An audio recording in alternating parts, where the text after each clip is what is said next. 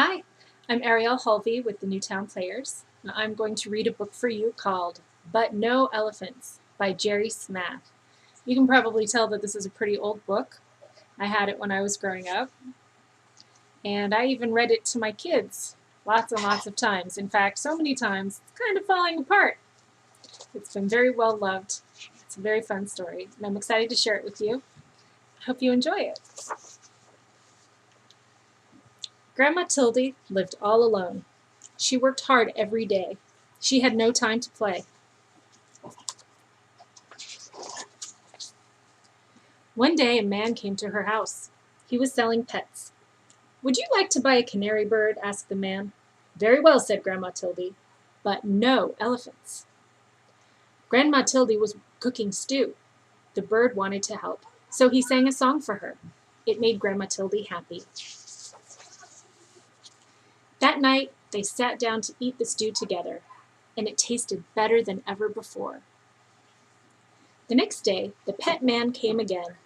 "Would you like to buy a beaver?" he asked. "Very well," said Grandma Tildy, "but no elephants." Grandma Tildy needed firewood. The beaver wanted to help, so he cut the wood with his sharp teeth. That night they sat in front of a warm fire.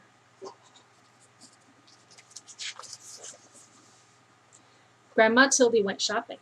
She met the pet man again. "Would you like to buy a turtle?" he asked. "Very well," she said, "but no elephants." Grandma Tildy was tired. The turtle wanted to help, so he carried her home on his back. That night, Grandma Tildy washed the turtle and put him to bed. The next day, it rained hard. The roof started to leak. Then someone knocked on the door. It was you-know-who.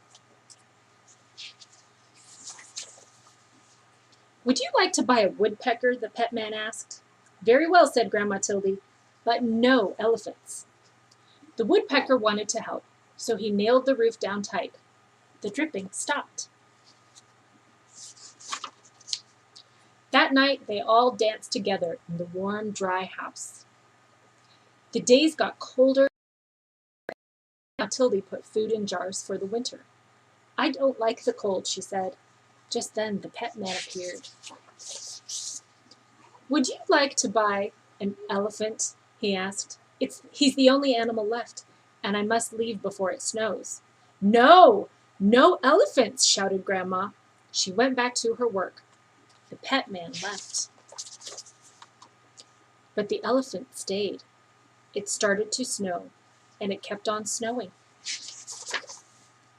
And snowing, and snowing, and snowing.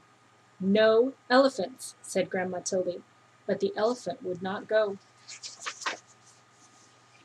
They could not see the elephant now, but they could hear him crying. They felt sad. "Very well," called Grandma Tildy. "You may come in." The elephant was as happy as could be. But the elephant had a problem. He could not get through the door, so they all helped push him inside. "Oh dear," said Grandma Tildy. "I hope the floor is strong. This is a very old house." Outside, the snow kept falling, but inside the house, it was cozy and warm. Everyone hoped winter would go away and spring would come soon. That night, there was a terrible crash. The elephant had fallen through the floor. "We cannot fix this," said Grandma. "You will just have to stay there."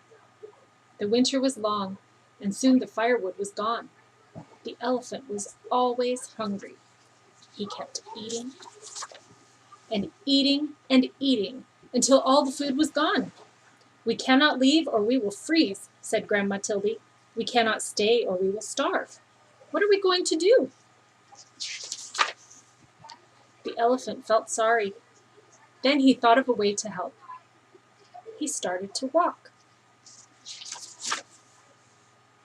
He walked and walked and walked and walked. When he stopped, they were in a warm, sunny place. And that is where Grandma Tildy and her friends are today. The end.